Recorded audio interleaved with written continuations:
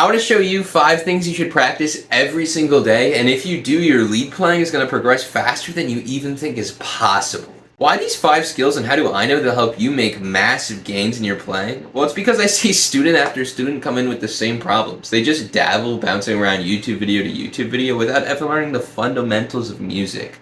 They might pick up songs by tabs, but they don't break the song down in a way that lets them use those skills in other songs. It's really common to see a student who started to learn something really fundamental, like the pentatonic boxes or triads across the neck, but then they get frustrated and stop themselves before they get to the good part of really knowing it, and they just move on to the next tip. Well, here's the good thing. You don't need to know everything. Just knowing a few key skills will allow you to play 95% of the blues, pop, and country tunes that you hear. Those skills, that's what we're going to cover today. We'll go over why they're important, how to practice them, and we'll give you plenty of examples on how to play them. So grab your guitar and let's do this thing. The first thing we're going to cover is triads. Triads are just a 3-note chord, and most of the chords you know are built from the triads. What? Yeah, you know them already whether you know them or not. If you know your open chords, right, G, C, D, A, you're familiar with the idea of the triads whether you know it or not already, because those shapes contain the triads. Like I said, the triads are just 3-note chords, and all of those open chords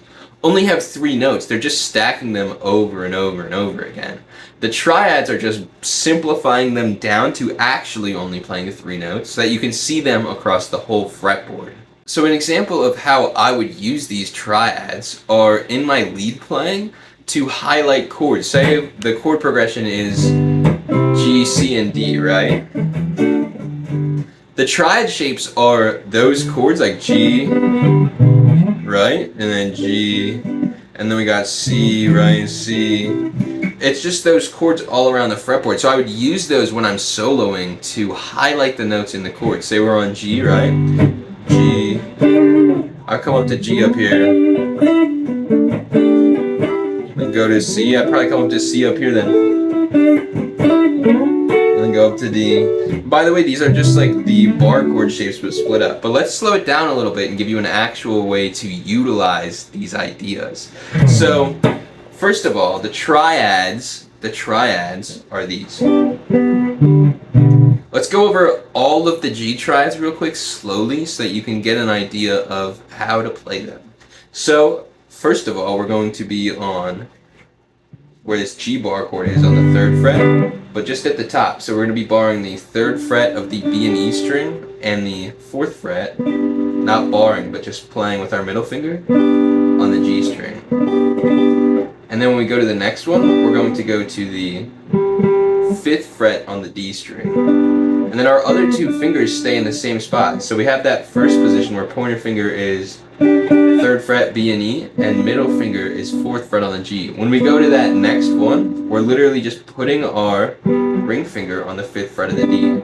And then you want to go down to the next one. It's the same idea of moving a note down, but this time we have to add a little more motion. So we're going to take our ring finger and put it on the 5th fret of the D, and pinky on that 5th fret of the A. And you can pick your pointer finger up. So far we have. And then the last one here, we're going to take our ring finger all the way up to the 7th fret of the E, and then pointer finger on the 5th fret of the A and the D.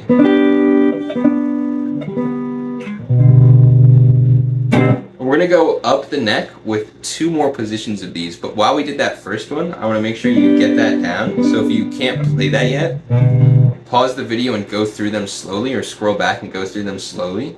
And then we're going to go over a quick idea of actually using that on G. Okay, so now that you have it, take our G chord, right?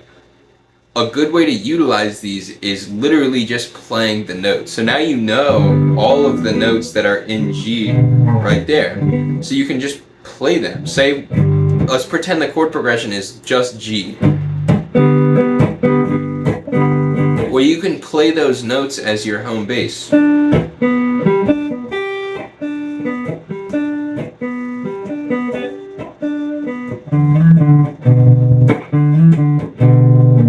So knowing those notes is key. I cannot emphasize that enough. Let's go up to the next position of G here. So we're going to be starting on the 7th fret of the G string, 8th fret of the B, and 7 of the high E. It's almost like your D chord down at the open, but slide it up, so your pointer finger's on the 7th fret, and you're only playing those top 3 strings. And then our next position, we're going to go down to 9th fret on the D, 7th fret on the G, and 8th fret on the B. And by the way, this is one of my favorite shapes, because when you're on this bar chord shape, it's so nice to slide up to that one. You're on that bar chord. It's such a convenient slide up. It's a little weird to get it down at first, like you're not used to sliding up a bunch of frets to play the same chord.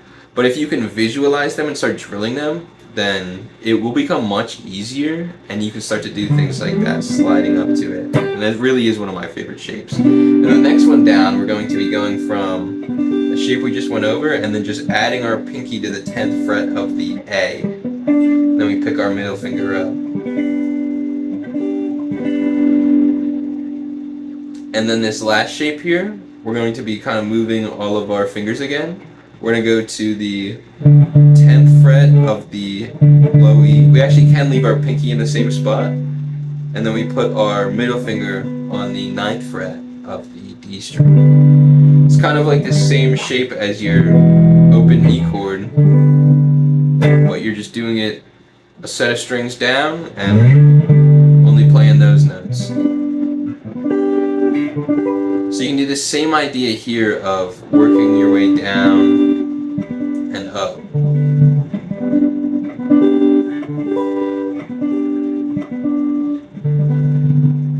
So remember, we have down here, and go up.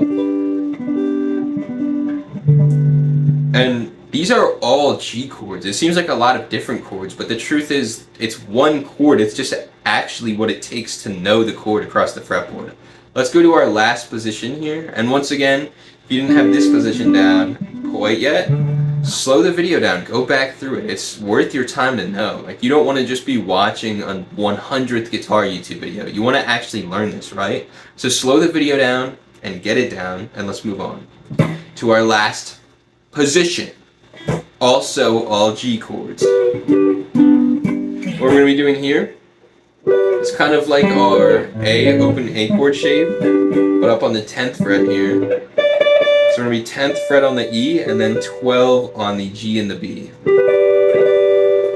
And then our next position, literally just 12th fret, D, G, and B. Then we're going to go down, 12th fret on the D and the G still, and 14th fret on the A. And then our last, we're adding the 15th fret with our pinky on the low E. So that's another one. You play down and back up again. I cannot emphasize how important this is to get down. So I'm going to give you 2 exercises for these. The first one is basically what we were just doing, which is just playing them up and down. And the second one is going to be like an extreme level challenge mode that I do not expect you to get down right now, but I think is worth your time to keep in mind for when you're a little more comfortable with this first exercise. So the first exercise is literally what we just went over, which is just playing all the triads, like going each spot. I call this playing them vertically, because you're sticking on one spot of the neck, going up and down the chords vertically, right? And then you sit in one spot for a while, maybe even get a metronome taken. The metronome, game changer, big metronome guy. And then go to the next section and just up and down, up and down. This is really something that's worth putting the reps into. And then next position, up and down, up and down. This is playing them vertically. I like to call this the vertical triad exercise. So that's the most important exercise I want you to get down, is actually playing all of the triads vertically. And it's a lot of information. I know you're watching me just play them pretty fluidly. Don't expect to play them fluidly off the bat. Expect it to be hard. But the thing about the guitar is most of the things that are really hard that most players avoid are the key skills that make you sound like a professional and make playing easy later. I think about learning guitar like it's putting the work in ahead of time, so later it becomes easy. Like, the more work you can do now, the less work you have to do later. And I really believe that, and I stand by that. So now this second exercise that's more of something to keep in mind to do later is what I like to call playing them horizontally. Now, you might be able to assume what that is. If this was playing them vertically, right? Playing them horizontally would just be playing them going up and down the neck. So like, and you do that on each string group.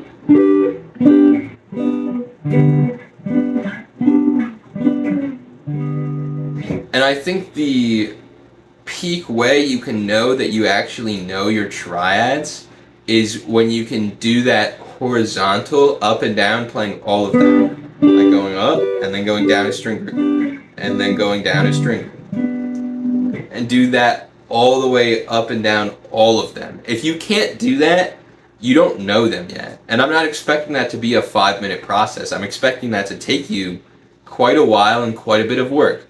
That's why this is a skill you should practice every single day.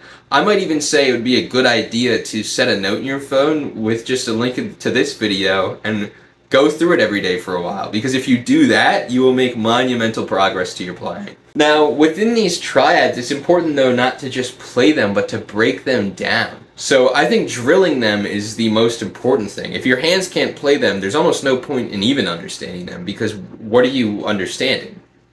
Right? You don't want music theory or these pieces of the fundamentals to be some hypothetical textbook that it's like a philosophy. You want it to be something you can apply to what you actually know. So I like to get the ideas into my hands first thing and then go to actually understand it. And what I mean by that for these triads is breaking down the intervals inside of the chord. So if we're to take our G major scale and we count up with the notes 1, 2, 3, 4, 5, 6, 7, 1, the G chord is only that first, third, and fifth note. So yes, that means every single one of those shapes is only the first, third, and fifth note. Really. So it's important to then slow down and pick apart all of the pieces. And why is that so important? It's because knowing the pieces allows you to see the difference between the chords and make changing chords or building chords infinitely easier. You don't want to memorize every chord shape. I know you don't. It takes forever, but you want to know all of the chords. Well, the secret to that is understanding these pieces so that when you see something like a D7 or even a D13, you know that it's just an addition to the basic pieces. So these basic pieces are understanding the 1, 3, and the 5 everywhere. So if we'll just go over them in the first position here. We have our intervals 3, 5, and 1 on the top. And then we go down. All we're doing when we go between positions is taking the note on the top and putting it on the bottom. So we have 3, 5, 1. We're taking our 1 and putting it on the bottom. Then we have 1, 3, 5. And then we take our 5 and we put it on the bottom. We have 5, 1, 3. And then we take our 3 and we put it on the bottom. We have 3, 5, 1. And by the way, that same thing applies going up the neck as well. So if we're to take this 1, 3, 5, and we want to go to the next position up on the neck, we're taking our 1 and we're putting it on the top. So we have 1, 3, 5. And we put our 1 on the top, we have 3, 5, 1. So it's always how that works. Whether you're going up vertically or horizontally, you're just taking a note and shuffling it. That's very important. Why? Because if we want to change these to minor chords, all we're doing is taking the third and bringing it down a half step. So in just that first position, we have a 3 here and we have a 3 here. So those two notes just go down a half step. And other than that, it's exactly the same. So when you understand that, it becomes much easier to switch between chords. Let's say we wanted to come up here to this next position too. We have 1, 3, 5, 1, 3. We would take both those 3s and bring them down 1 fret each. That's a key skill. If you can get that down, you are going places. Skill number 2 is going to be alternate picking. I see a lot of players come in and they're just down picking, or even in some rare cases, only up picking. And if you can't comfortably move your pick in both directions, you're only ever going to play half as fast as you could doing both. That's why this is such an important skill and such a fundamental skill. We just went over kind of a theory fundamental. This is an actual technique fundamental. If you can't alternate pick, it's over, buddy. I mean that. So how can we use this with the triads that we just went over? Because I think the best way to do this would be to have each skill building on the last one. Well, I would say first to get your alternate picking down on just one string. So let's go back to this G triad and just pick the G string. Let's get a metronome going even. Metronomes are invisible skill 6. It's not on the list, but it's on all of them. The metronome is your friend, not your enemy. And if the metronome... Oh, I just went to Metro PCS on accident. Google moment. If you feel like the metronome is your enemy is yourself. That's deep, but it's true. Because the only people I know who don't like playing with the metronome have terrible time. And that's not hating on them, that's just true. Because if you can't play with the metronome somewhat easily, it's not the metronome that's doing anything wrong. The metronome is just click, click, clicking away consistently. If you can't play with that, you're playing inconsistently. So let's get a metronome going. Let's do 100 BPM. So just pick on the G string with that. Down, up, down, up, down, up, down, up. And double up on it. Down, up, down, up, down, up, down, up, down, up, down, up. And see how many you can get on it. Maybe quadruple up on it. Like. And then let's see if we can get 8 on it. What would that be like?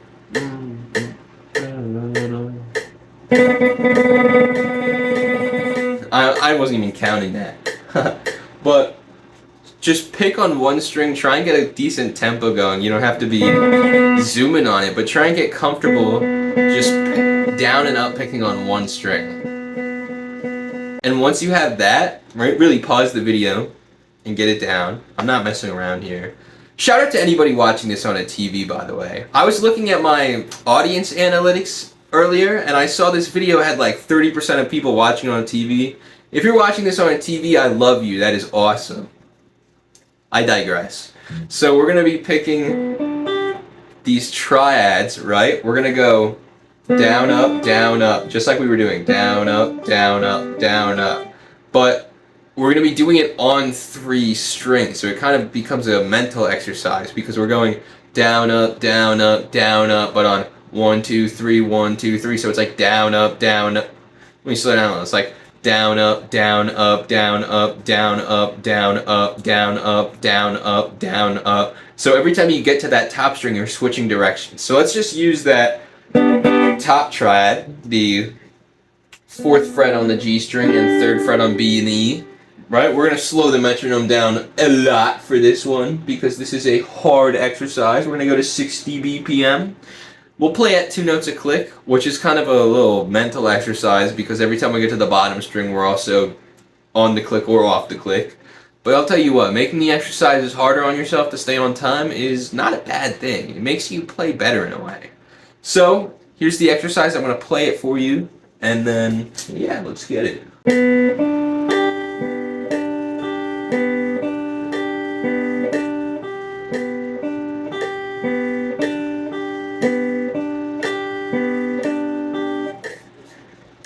And that's one, honestly, that's really hard. Like, if that's a challenge for you, that's a good thing. It means you're learning something good and important. Like, the things that are hard to learn usually are worth your time. Not, oh, I'm going to skip on to the next thing. That's what a lot of players do. I'll tell you what, most of those players probably haven't even made it here in the video. So when we're doing that, I think it would be good to start at that slow tempo and try and do the alternate picking all around the triad. So we're going to do it like this. Back on 60 BPM, 2 on every triad.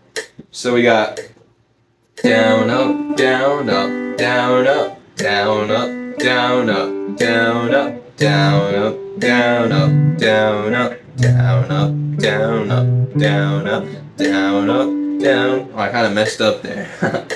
But you get the idea, just going down, up, down, all the way across all of the triads. That would be a impeccable way to get your alternate picking down along with your triads in a way that most players are not doing. If you can alternate pick like across different strings like that, that's going to make alternate picking on one string like Easy mode, easy mode. I like to jump in the deep end, get hard mode down, and then easy mode is most other things. Key skill 3 is string skipping. This is going to be great for sounding unique in your lead playing because a lot of players don't string skip.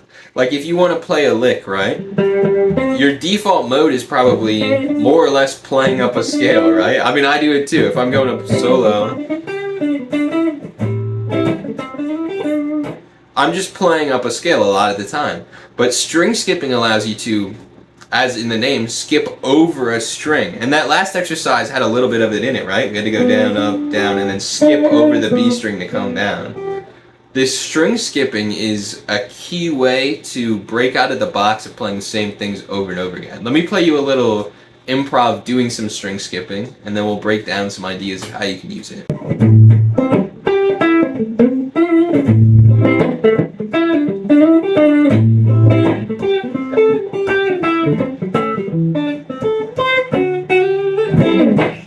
So string skipping is great because it sounds different. It sounds spicy. It's a little sauce. It's a little sauce on your sandwich. So my nose is itchy. So our exercise for string skipping, we're gonna bring it back to the triads. This is gonna be a little bit of a devious exercise, but I promise it's worth your time. We're gonna go in that first position of the G triads, and what we're gonna do is play G string, E string, D string, B string, A string, G string, E string, D string, like this. So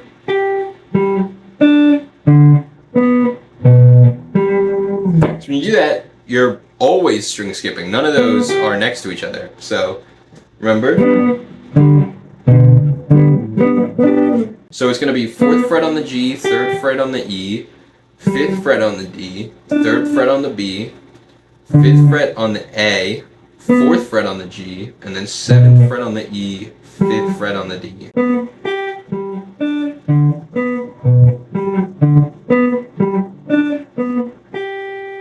That is an exquisite exercise that you can do in all of the triad positions, like going up to that next one, right? No reason you can't do it there too.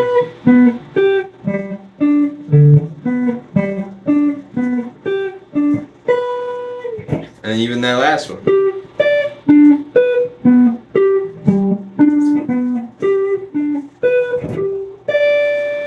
So all of these exercises are going to help you get the triads down and help you nail fundamental techniques. By the way, if you want to be around other guitar players who are putting the work into hitting their goals, join my free community link down below. I look forward to seeing you in there. Skill number 4 is going to be having finger independence. A lot of the ideas we went over may have used our fretting hand getting these triads down, but they were mostly pick focused besides the general theory idea of getting the triads. So we're going to bring it back to our fretting hand and split up our fingers because it becomes impossible to play a lot of things if you can't move your fingers independently, right?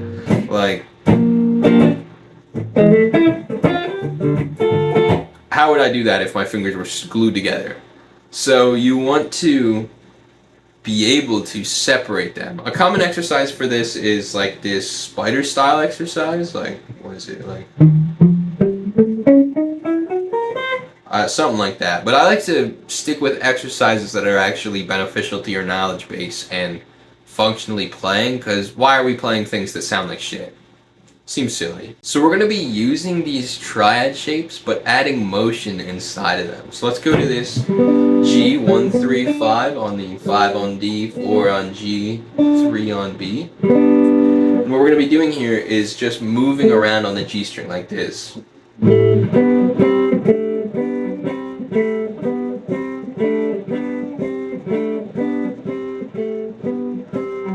And it's going to be a little hard and weird to get this down, but this is very good for, like I said, splitting your fingers up. So we're on that 1, 3, 5. You want to take your 3, the 4th fret on the G, and move it down to the 2nd fret on the G. It might help to put your pinky on that 5th fret on the D, and then swap your pointer for your middle on this 3rd fret on the B. I always think I was just playing it originally, just switching those 2 fingers, but that's kind of a stretch. I really do think adding your pinky might make it easier and more helpful actually for this exercise. So then we're going down to there, playing regularly, and then adding our pinky on top. And I'd recommend picking your middle finger up for this. It's not particularly necessary for the sound, like those two sound the same, but it's more beneficial for this exercise. So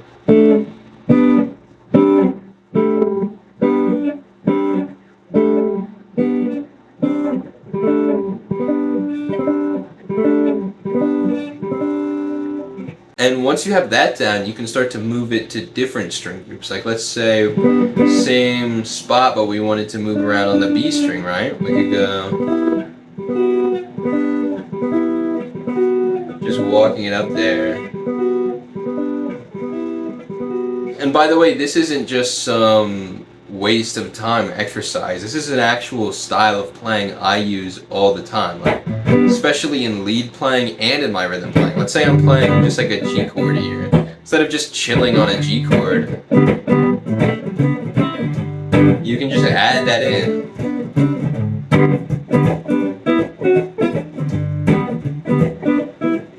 Now I will say this going up here, that's a little silly goofy because that's just the same note on the E string. That's a little bit just for the exercise here. But the idea of moving around is not a waste of time. It's a very key skill in your playing.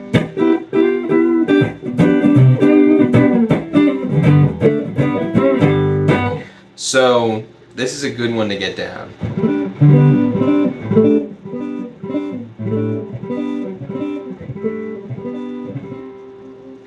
Now, key skill 5 is improvising from your brain. All of the skills we just went over are very guitar focused. I mean, we are playing the guitar after all, but the thing about truly improvising is it's not about the guitar at all. It's about the music and playing the music. We went over a lot of the pieces of music here, but we didn't go over how to connect your brain to them. And a good way to do that is to sing with your notes. I think we can focus on these made chord intervals, right? The 1, 3, and the 5. 1, 1, 3, 5, 3, 1. And then go up. Those are kind of high for me. It's also, my throat's a little worn out. This is like video 5 in a row.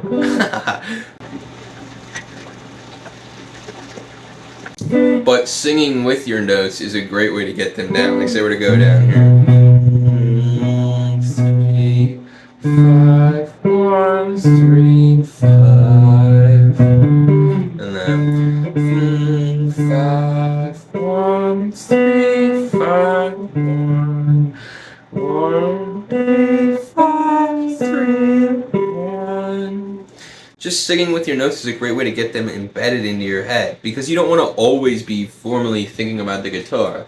If you ask somebody who's improvising what they're thinking about, their typical response is something along the lines of nothing. And understanding your music is key. I think it actually helps the nothing way of thinking like a lot. A lot of times when I'm improvising, I'm thinking about nothing and the chords at the same time. I think they blend together very well. So you want to find a way to split the notes up so you can have them in your head and find them on the guitar much more easily. And singing with your intervals is a very powerful way to do that. And once you're doing that, you can start to dissect your ideas, like that walk-up we just did, right? You can sing with that too. You know that's 1, 3, and 5 in your scale. And all that G string is doing is going across the scale basically. So we have our 3 here, it's going down to 2, 3, and then up to 4. 2, 3, 4, 2, 3, 4, 2, 3, 4. Like singing with every idea you play is insane. Let's say we're playing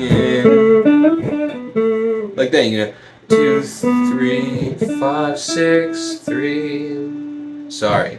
2, 3, 5, 6, 5, 3. Like doing that all around is going to really help you be able to improvise from your brain, which is a key skill for having fun on the guitar and feeling like a pro. If you found this video helpful, hit that subscribe button and do not miss out on joining my free community link below. I'll see you tomorrow.